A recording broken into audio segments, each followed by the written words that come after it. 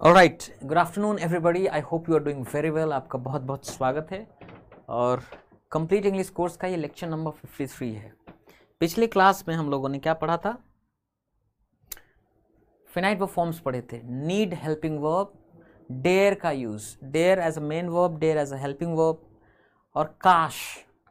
ये जो काश वाला जो सेंटेंस होता है हिंदी में, इंग्लिश में उसके लिए I wish, if only, would that, वो दैट लगाते हैं। वो काश वाला जो सेंटेंस स्ट्रक्चर है उसके बारे में भी हमने सीखा था। और आज हम सीखेंगे, देखिए, दो जो होता है, दो का मतलब होता है यद्यपि, यद्यपि,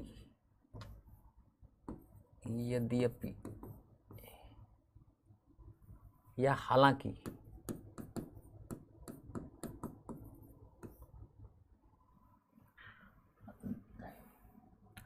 दो ही इज रिच, यद्यपि वो अमीर है। ही इज ऑलवेज अनहैप्पी, वो हमेशा दुखी रहता है। दो he is rich, he is always unhappy, वो हमेशा दुखी रहता है।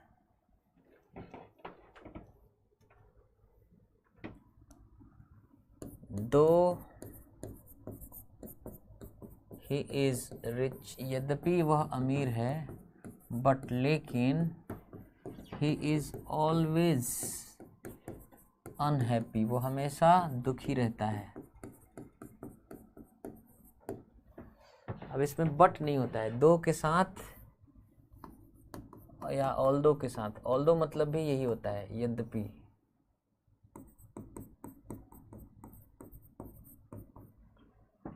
Yet he is always unhappy, फिर भी वो दुखी रहता है। ठीक है। दो का इस्तेमाल आप करते हैं जब किसी सेंटेंस में दो पीसेस ऑफ इंफॉर्मेशन है, दो बातें हैं और दोनों कॉन्ट्रास्टिंग है, एक दूसरे के विरोधाभासी हैं, तब आप दो का इस्तेमाल करते हैं, है ना। जैसे यद्यपि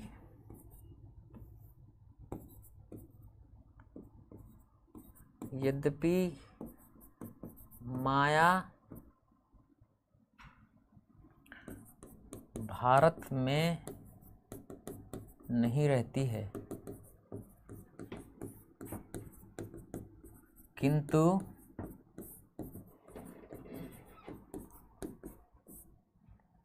वह भारतीय त्योहारों को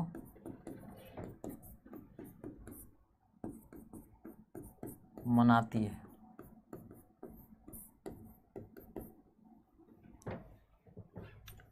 तो दो या ऑल्दो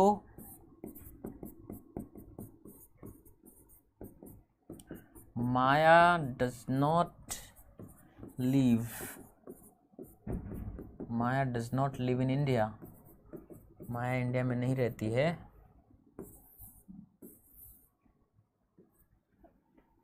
शी सेलिब्रेट्स, वो सेलिब्रेट करती है, all the Indian, all Indian, the लगा भी सकते हैं, नहीं भी लगा सकते हैं, ऑल इंडियन फेस्टिवल्स।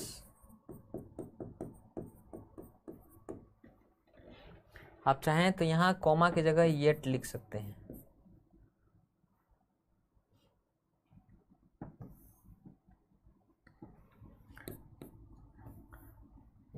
यहाँ कॉमा की जगह आप येट भी लिख सकते हैं, लेकिन बट नहीं लिख सकते आप।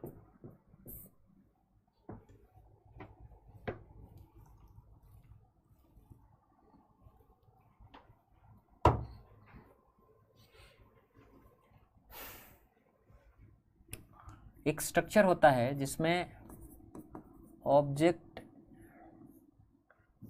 तो नहीं बल्कि कॉम्प्लीमेंट और एडवर्बियल पहले आ जाते हैं, बाद में आप एज या दो लिखते हैं।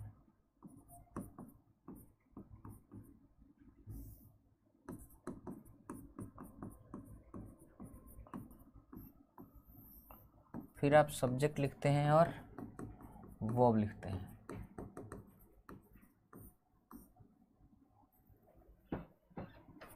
फिर आगे का स्ट्रक्चर आता है ना। जैसे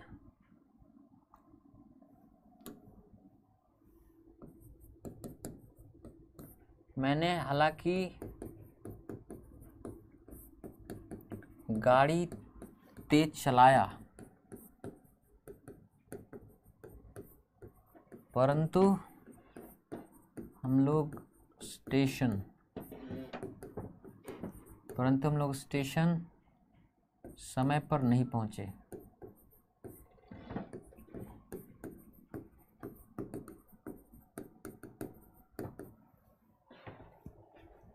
तो फास्ट एज या fast though I drove, we could not reach the station timely.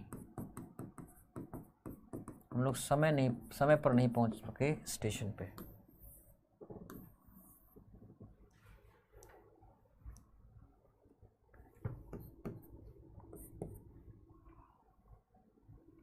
हालांकि माया पढ़ी लिखी है, परंतु वह इस तरह का व्यवहार अक्सर कर देती है।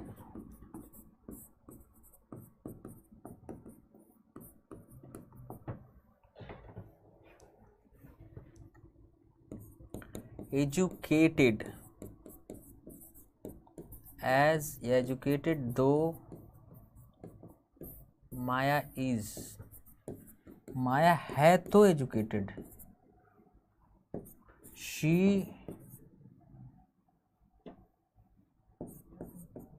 she can sometimes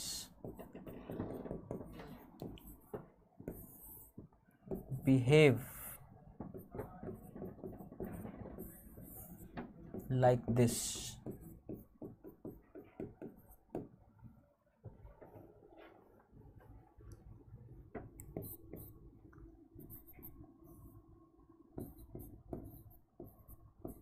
यद्यपि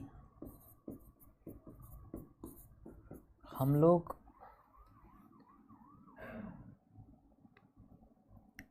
स्टेशन से नज़दीक रहते हैं,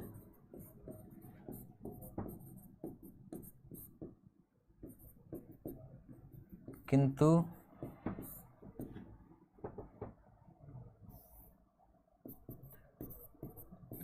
फिर भी हम लोग ट्रेन पकड़ नहीं पाए।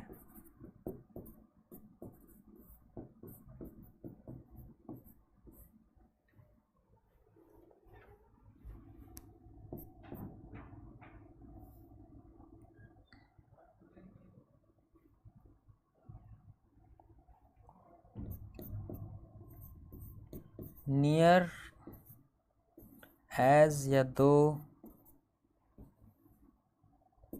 near the station as we live या though we live।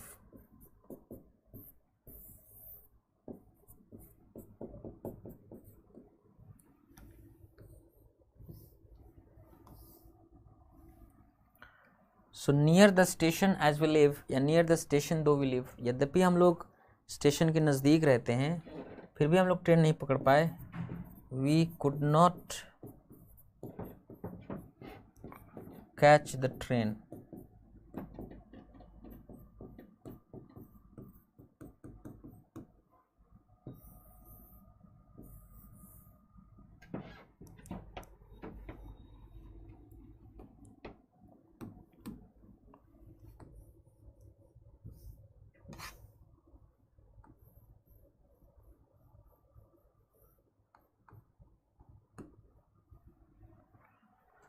अच्छा, हम इसको ऐसे भी लिख सकते थे दूसरे तरीके से, है ना, इस तरह से ना करके, है ना, दो वाला स्ट्रक्चर भी लिख सकते थे कि मैंने हालांकि गाड़ी तेज चलाया, इसको आप लिख सकते थे कि दो आई ड्रोव फास्ट, दो या although I drove fast, comma we could not reach the station, या yet we could not reach the station. वैसे इसको लिख सकते थे हम लोग। हालांकि माया पढ़ी लिखी है, परंतु वह इस तरह का व्यवहार अक्सर कर देती है। तो दो माया इज एजुकेटेड, आप ऐसे कर सकते थे कि दो माया इज एजुकेटेड, यद्यपि माया एजुकेटेड है, comma she can sometimes behave like this, वो अक्सर ऐसा व्यवहार कर देती है, या कॉमा की जगह yet she can sometimes behave like this. ठीक है, आपको कैन जब पढ़ाए थे तो हमने बताया था कि किसी का आम तौर पे कैसा व्यवहार होता है ना, यूजुअली किस तरह का कोई आदमी है, उसका व्यवहार है, इस तरह इसको दिखाने के लिए कैन से हम सेंटेंसेस फॉर्म कर सकते हैं, है ना। यद्यपि हम लोग स्टेशन से नज़दीक रहते हैं, फिर भी हम लोग ट्रेन पकड़ नहीं पाए, तो हम इसको ऐसे लिख सकते थे कि though we live near the station, यद्यपि हम लोग रहते हैं near the station, yet we could not catch the train, या येट हटा के comma we could not catch the train, हम ट्रेन नहीं पकड़ सके। ठीक है, तो ये स्ट्रक्चर भी है ना। तो अगर लिखा हो कि यद्यपि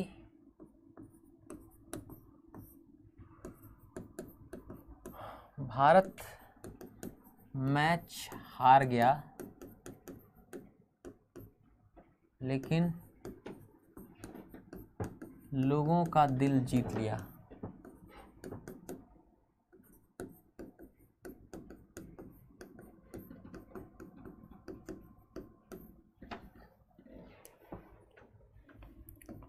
दो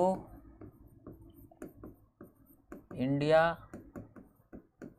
वोन द मैच, यद्यपि भारत मैच जीत गया, ऑल्दो भी लिख सकते थे आप, कॉमा भी लगा सकते हो और येट भी आप लगा सकते हैं, येट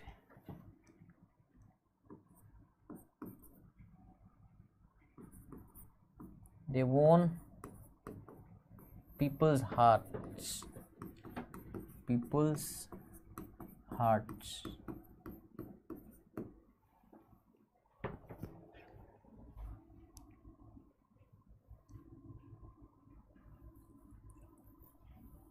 अब आप ऐसे नहीं लिख सकते कि द मैच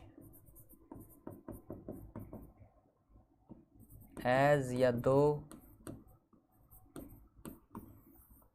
इंडिया वोन, हालांकि भारत मैच जीत गया, ये सही नहीं है, क्योंकि ये जो है ना, ये ऑब्जेक्ट है, ऑब्जेक्ट के साथ ये बात लागू नहीं होता है।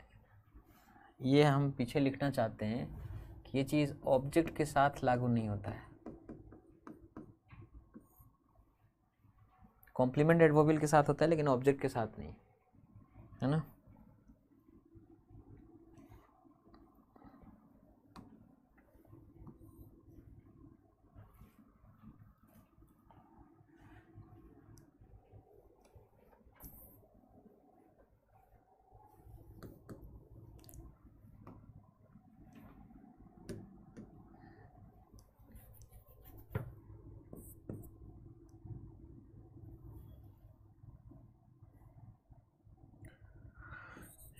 यद्यपि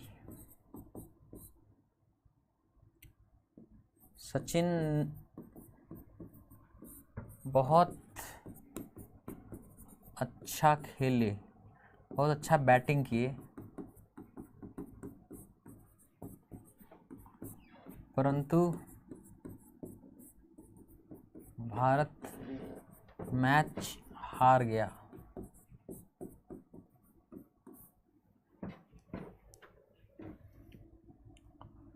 दो या ऑल्दो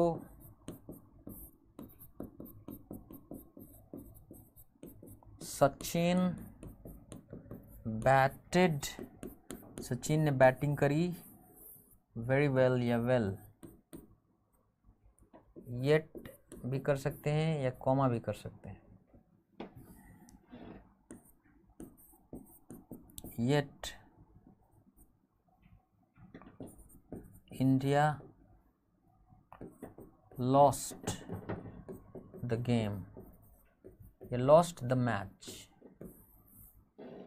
फिर भी भारत मैच हार गया। इसको हम ऐसे ही बोल सकते हैं कि well as या दो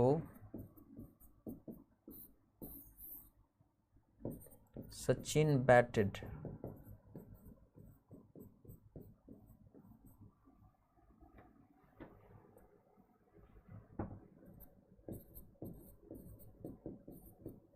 India lost the game।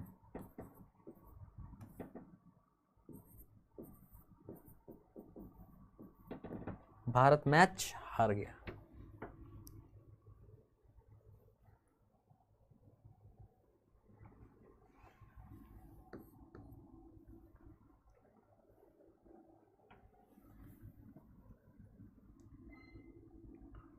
एक चीज होता है एज इफ या एज दो, ये कंजंक्शन का काम करते हैं।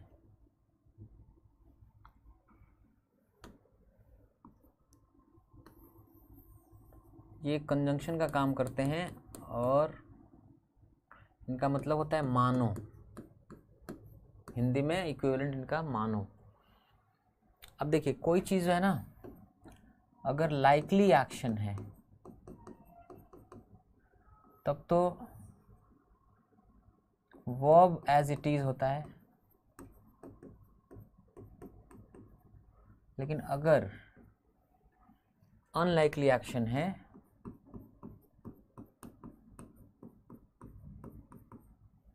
तो अनलाइकली एक्शन में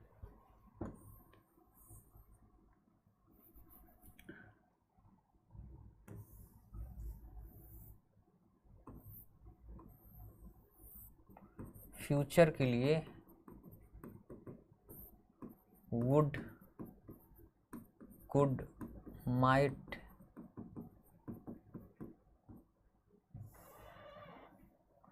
प्लस इन्फिनिटिव वाला स्ट्रक्चर।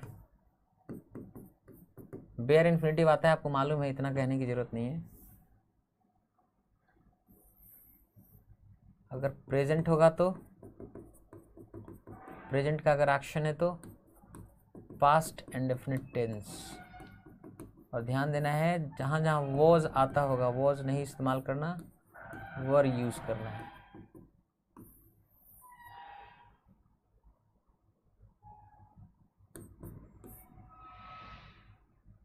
और अगर पास्ट होता है तो इसके लिए पास्ट परफेक्ट टेंस।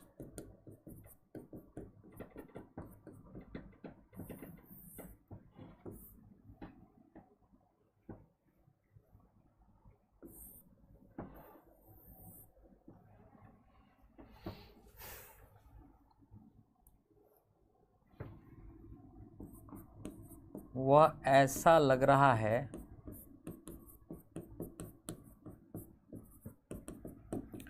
जैसे भूखा है। देखिए ये संभावना है इसकी कि वो सच में क्या हो, भूखा हो। तो ही लुक्स एज इफ या एज दो ही इज हंग्री।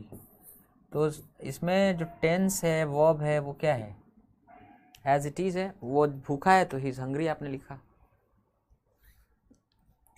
लेकिन वो ऐसा चल रहा था,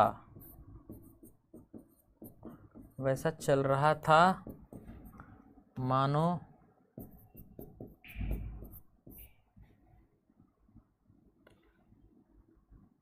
हाथी हो। तो आदमी हाथी हो ही नहीं सकता, ये तो असंभावित एक्शन है,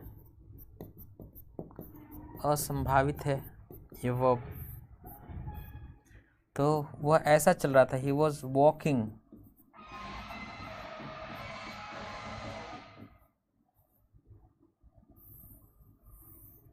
was walking as if या as though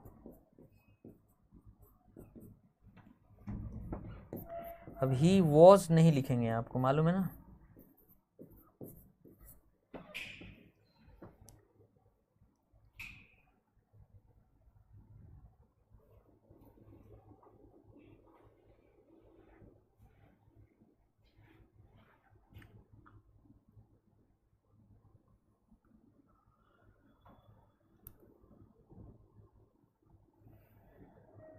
वैसा चल रहा था मानो हाथी हो।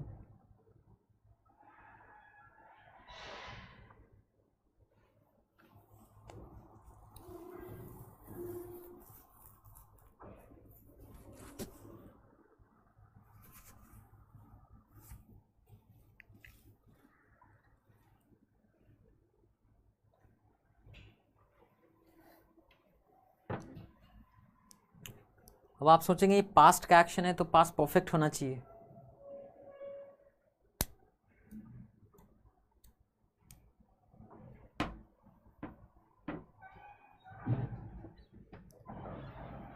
पास्ट परफेक्ट भी हो सकता है, ही वर एन एलिफेंट और he had been an elephant.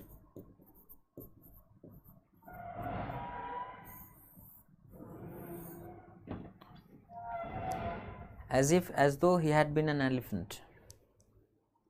Actually एक बात आपको बताते हैं कि बी क्रिया जो होता है ना, बी मतलब होना, नॉर्मली इसका पास्ट परफेक्ट से ज़्यादा प्रिफरेबल होता है इसका पास्ट इंडेफिनिट फॉर्म। ये ज़्यादा प्रिफरेबल होता है केवल इसी के लिए, बी के लिए, है ना। तो he was walking as if, वो वॉक कर रहा था एज इफ मानो या एज दो मानो ही वर एन एलिफेंट या he had been an elephant, मानो वो हाथी हो, है ना।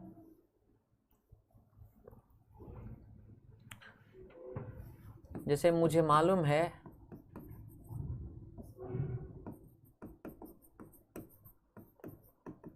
वह बीमार नहीं है।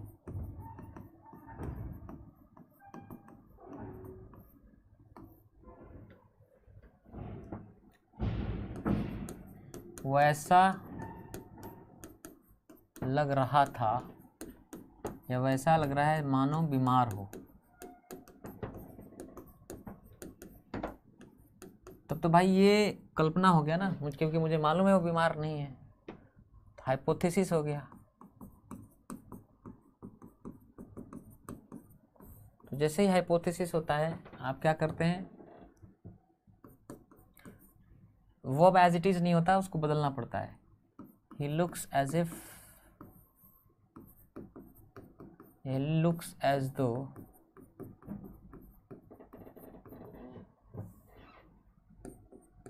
he looks as though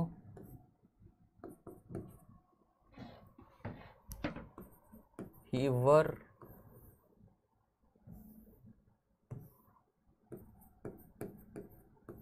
he is नहीं होगा, he were ill।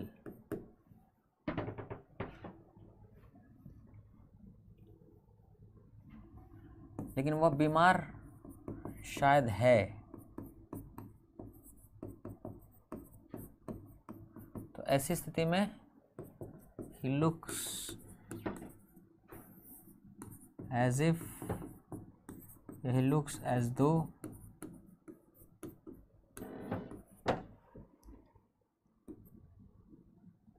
he is ill।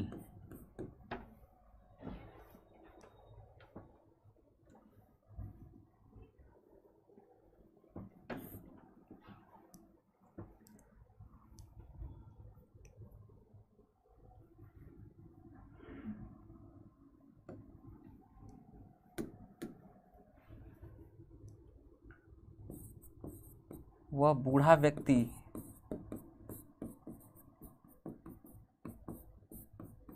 ऐसे बात कर रहा था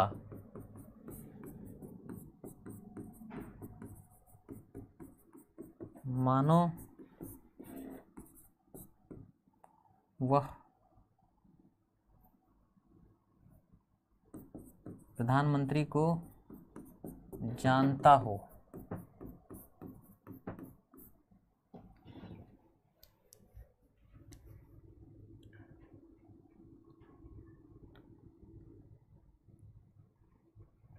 अगर दो तरीके से आप बना सकते हैं, अगर आपको लगता है कि हाँ सच में वो जानता था, अगर संभावित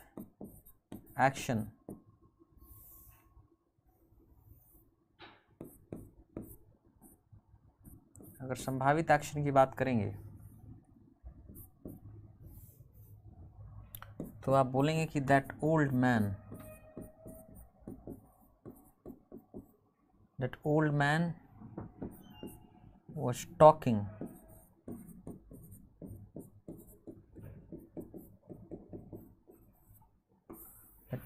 was talking as if, as though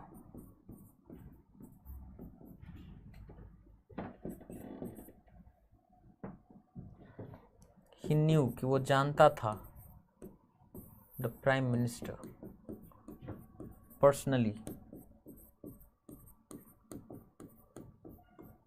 हो सकता है वो जानता हो। और असंभावित, आपको मालूम है वो नहीं जानता था, ऐसे ही बात कर रहा था, तब आप बोलेंगे कि that old man was talking, वो बात कर रहा था as if या as though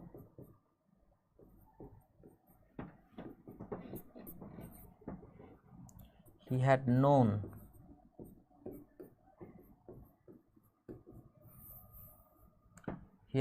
the prime minister personally।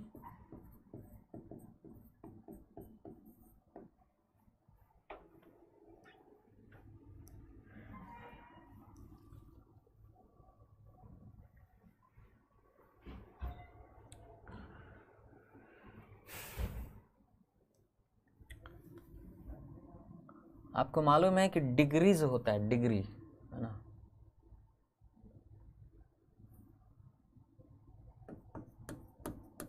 Positive degree, comparative degree और superlative degree.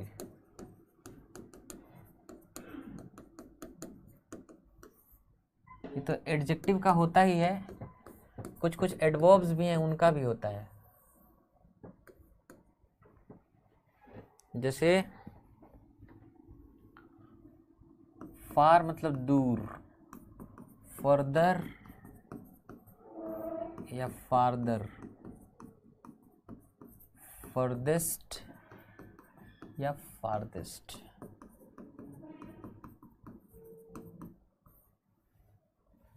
Near, nearer, nearest या next.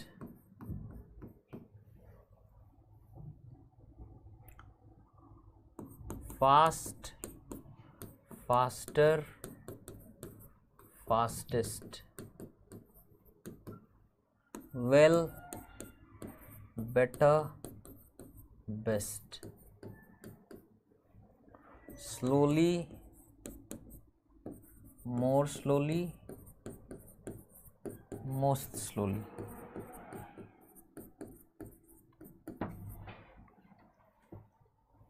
easily, more easily, most easily।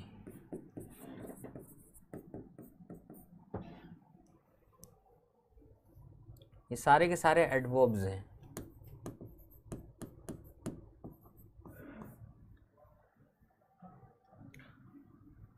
आसानी से, ज़्यादा आसानी से, सबसे ज़्यादा आसानी से। आपको मालूम है कि अगर सुपरलेटिव डिग्री ऑफ एडजेक्टिव होता है, सुपरलेटिव डिग्री ऑफ एडजेक्टिव अगर होता है तो उसके पहले द लगता है, लेकिन अगर सुपरलेटिव डिग्री ऑफ एडवर्ब होता है ना,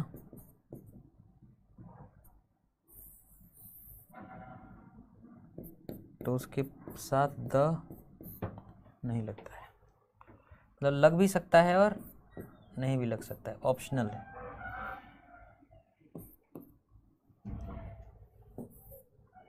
ये ध्यान देना है कि ये क्या है, ये है एडजेक्टिव, ये है एडवर्ब, ठीक है। तो एडवर्ब है अगर तो लग भी सकता है, एडजेक्टिव है तो लगना ही है, लगना ही है। जैसे आप बोलेंगे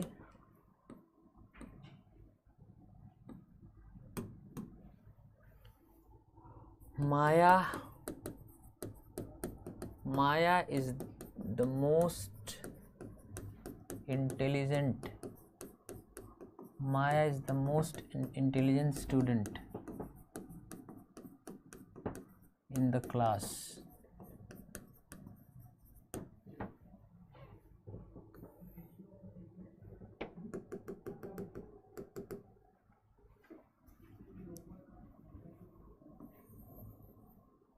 ये क्या है, एडजेक्टिव है ना, इसलिए आप द लगाए हुए हैं।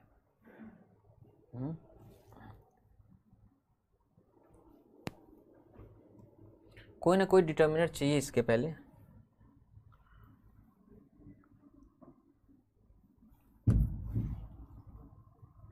यहाँ पे कोई ना कोई डिटर्मिनर चाहिए।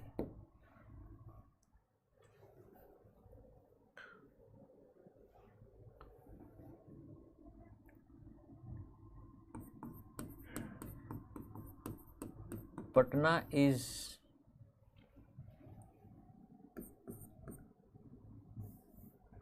Is it's biggest city, Patna इसका सबसे बड़ा शहर है।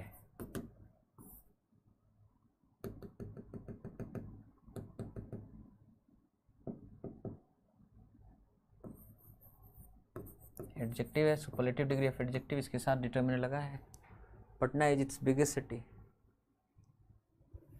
लेकिन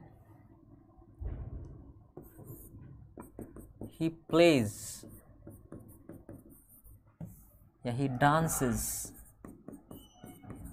वो नाचता है सबसे अच्छे से, the best, ये एडवर्ब है। और यहाँ जो द लिखा हुआ है ये लगा भी सकते हैं और छोड़ भी सकते हैं। he dances the best भी हो सकता है, या he dances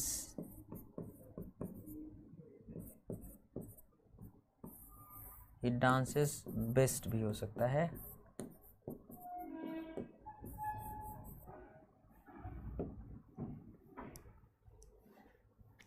ठीक है,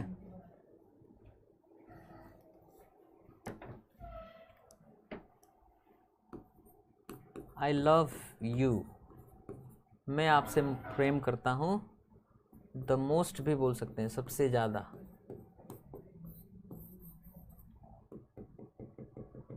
ये एडवर्ब है। और हम ये भी बोल सकते हैं आई लव यू मोस्ट भी बोल सकते हैं।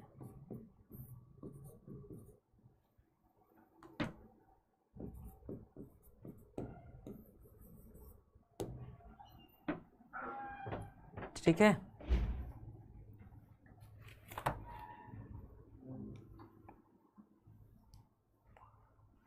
तो सुपरलेटिव डिग्री ऑफ एडवर्ब के साथ आ भी सकता है द और नहीं भी आ सकता है।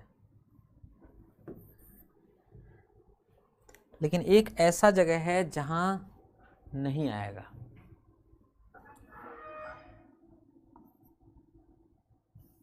If somebody or something is compared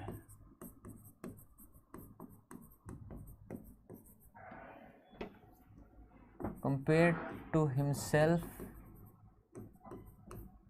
or herself or itself, अगर किसी व्यक्ति वस्तु की तुलना खुद से हो रही है इन डिफरेंट सिचुएशंस,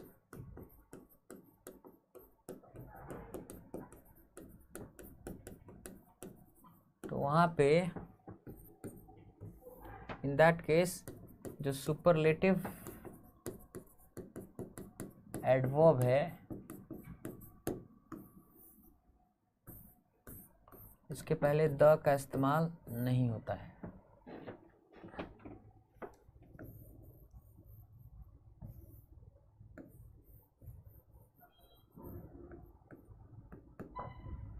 जैसे आप कहते हैं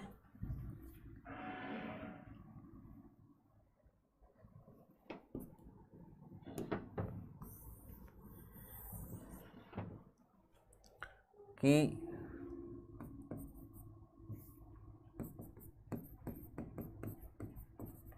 मैं सबसे ज़्यादा यहाँ ठंडी में एंजॉय करता हूँ।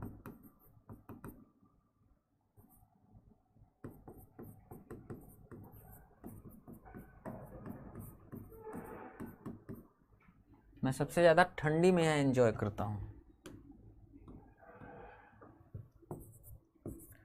I enjoy this place the most in winters.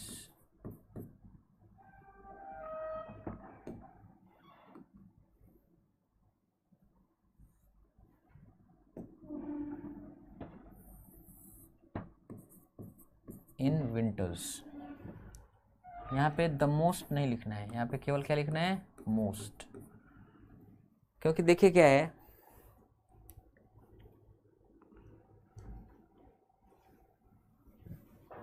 जरा इस सेंटेंस को समझिए। मैं इस जगह को एंजॉय करता हूँ, एक तो ठंडी में और एक बाकी सिचुएशन में। तो कंपैरिजन तो मेरा खुद से ही हो गया ना कि मैं इस जगह को एंजॉय करता हूँ किसी दूसरे सीजन में कितना और विंटर्स में कितना, तो विंटर्स में सबसे ज़्यादा। तो इसमें मेरा कंपैरिजन किसी और आदमी के साथ नहीं हुआ है, मेरा कंपैरिजन मेरे साथ ही हुआ है ना।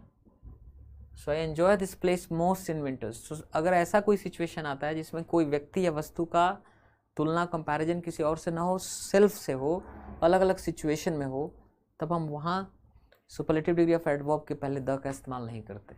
ठीक है, कभी भी ये चीज़ समझना है।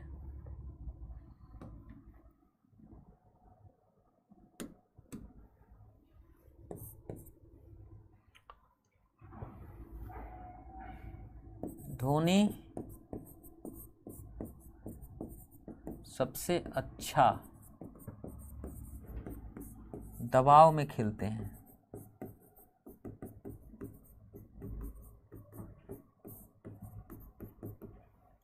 सो धोनी प्लेज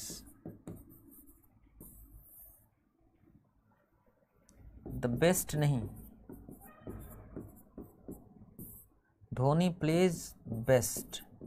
धोनी सबसे अच्छा खेलते हैं अंडर क्रंच सिचुएशन या अंडर प्रेशर।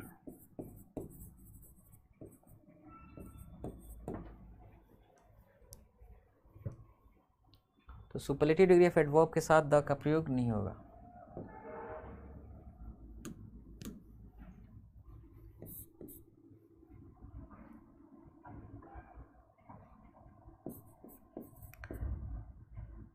यह फल सबसे ज़्यादा अमेरिका में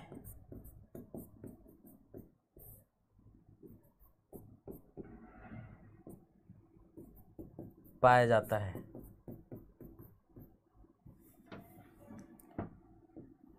सबसे ज़्यादा अमेरिका में उगाया जाता है।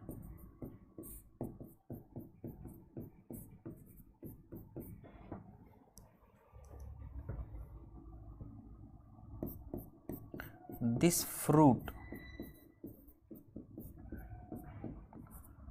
fruit is grown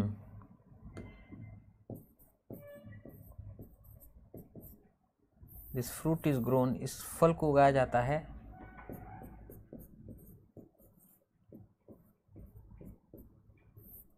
the most नहीं, मोस्ट, इस फ्रूट को उगाया जाता है most in the US.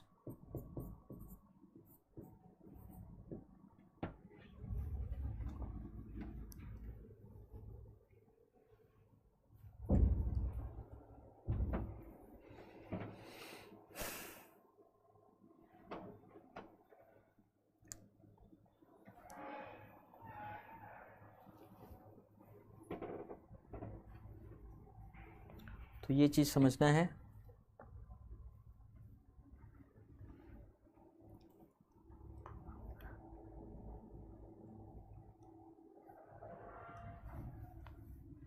Short answers,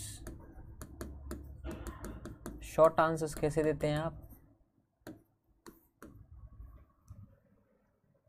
mister A कहते हैं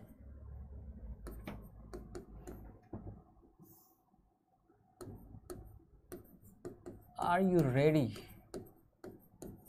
क्या आप तैयार हैं? तो मिस्टर बी कहते हैं यस आई एम, हाँ जी मैं तैयार हूँ। या नो आई एम नॉट, नहीं भाई मैं तैयार नहीं हूँ। आप ऐसे आंसर करते हैं। या मिस्टर ए ने कहा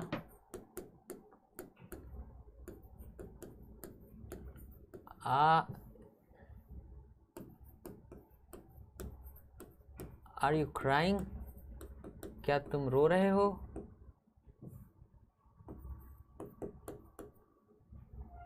तो ये क्या कह रहा है? बी कह रहा है यस आई एम, हाँ जी मैं रो रहा हूँ। या नो आई एम नॉट, नहीं भाई मैं नहीं रो रहा हूँ।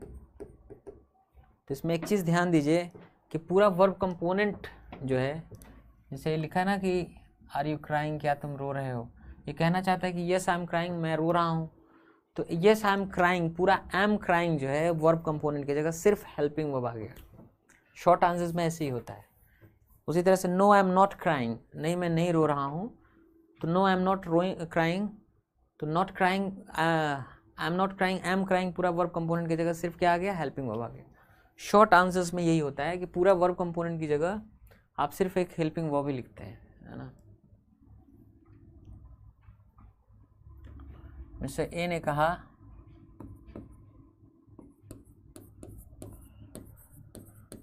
डू यू नो हिम, क्या आप इन्हें जानते हो? Do you know him? तो मिस्टर बी कहते हैं यस आई डू, हाँ मैं जानता हूँ। या नो आई डू नॉट, नहीं मैं नहीं जानता हूँ।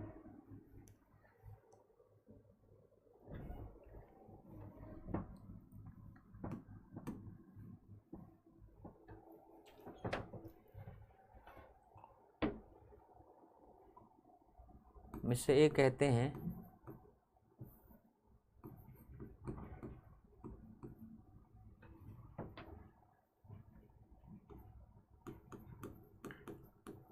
हैव यू, या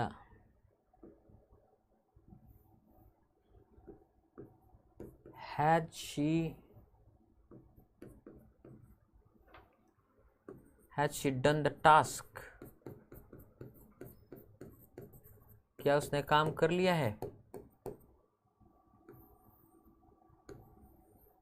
तो मिस्टर बी क्या कहते हैं? यस हाँ जी शी हैज़, उन्होंने कर लिया है। या नो नहीं शी हैज़ नॉट, शी हैज़न्ट, नहीं उसने नहीं किया है।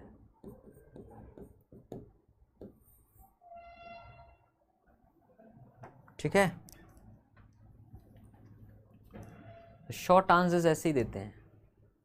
जैसे वो कहना चाहता है कि no she has not done the task, नहीं, she has not done the task, उसने काम नहीं किया है, पर पूरा पूरा नहीं बोल रहे हैं कि she has not done the task, आप सिर्फ इतना बोल रहे हैं शी हैज़ नॉट, सिर्फ हेल्पिंग वर्ब लिख दिया पूरा वर्ब कंपोनेंट की जगह पे। शॉर्ट आंसर्स में ऐसे ही होता है कि पूरा वर्ब कंपोनेंट की जगह आप चाहें तो पूरा लिख सकते हैं, ऐसा नहीं कि नहीं लिख सकते हैं, आप चाहें तो ऐसा लिख सकते हैं yes she has done the task, ये no she has not done the task, आप पूरा लिख सकते हैं।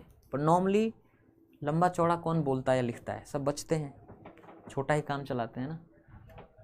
वैसे ही जैसे लिखा है डू यू नो हिम, क्या तुम उन्हें जानते हो, तो आप ऐसे बोल सकते हैं येस आई नो हिम, हाँ मैं जानता हूँ, या no I do not know him, मैं उन्हें नहीं जानता हूँ।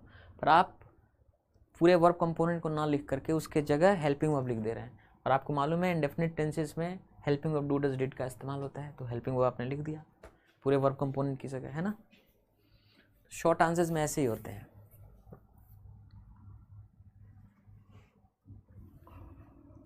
मिस्टर ए कहते हैं विल यू मैरी मी, क्या आप मुझसे शादी करोगे, तो मिस्टर बी कहते हैं या मिस बी कहती हैं कि यस आई विल, हाँ जी मैं करूँगी, या नो आई वोंट, या आई विल नॉट, नहीं जी मैं नहीं करूँगी। ये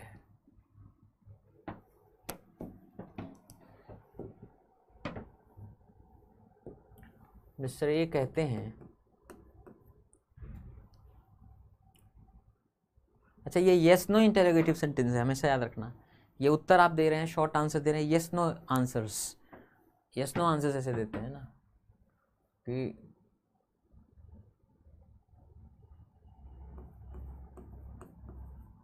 could he pass the test, क्या वो टेस्ट पास कर सका, तो मिस्टर बी कहते हैं यस यस ही कुड, हाँ वो पास कर सका, या यस ही डिड भी बोल सकते हैं। नो ही कुड नॉट, नहीं भैया वो पास नहीं कर सका, या नो ही डिड नॉट, वो पास नहीं कर सका। कुड भी बोल सकते हैं, डिड भी बोल सकते हैं, है ना।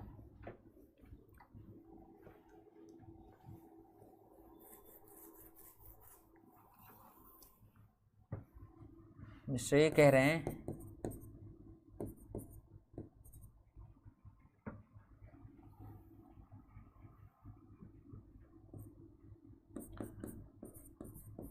नीड आई कम, क्या मुझे आने की ज़रूरत है, तो मिस्टर बी कह रहे हैं यस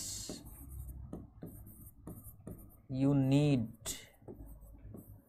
यस यू डू, हाँ आपको आने की ज़रूरत है, no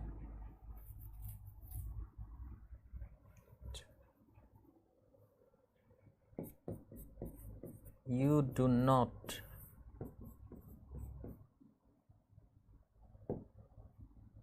yes you need not. Need helping verb भी होता है ना,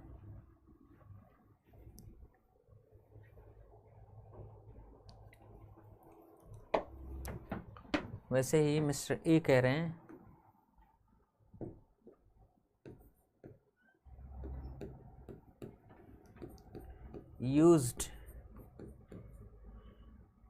used he beat you up, क्या वो आपको पीटा करते थे, used he to beat you up, क्या आपको पीटा करते थे, तो मिस्टर बी कह रहे हैं यस ही यूज्ड टू, हाँ वो पीटा करते थे, या यस ही डिड, वो पीटा करते थे, या no he used not to, नहीं वो नहीं पीटा करते थे, या नो ही डिड नॉट, नहीं वो नहीं पीटा करते थे। थोड़ा सा अटपटा है जब हेल्पिंग वर्ब आ रहा है नीड और यूज्ड या कुड में भी आपने देखा कि इसमें जो हेल्पिंग वर्ब प्रॉपर है, जैसे इसमें नीड हेल्पिंग वर्ब है तो नीड, यूज्ड हेल्पिंग वर्ब है तो यूज्ड, उसमें कुड है तो कुड, प्रॉपर हेल्पिंग वर्ब तो यूज़ कर सकते हैं आप, उनकी जगह डू डिड डज वाला फॉर्म भी यूज़ कर सकते हैं, है ना, शॉर्ट आंसर्स देने में।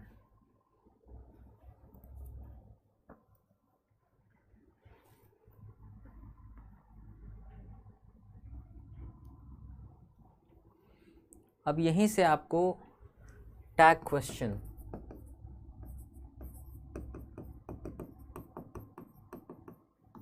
पढ़ाया जाएगा। टैग क्वेश्चन आपको समझ में आएगा। टैग क्वेश्चन होता क्या है, इसको कुछ लोग क्वेश्चन टैग्स बोलते हैं, हम लोग टैग क्वेश्चन भी बोलेंगे, क्वेश्चन टैग भी बोलेंगे, और टैग क्वेश्चन जो है हम लोग कल पढ़ेंगे। So that's it for today, I will see you tomorrow, till then take care of yourself, bye bye.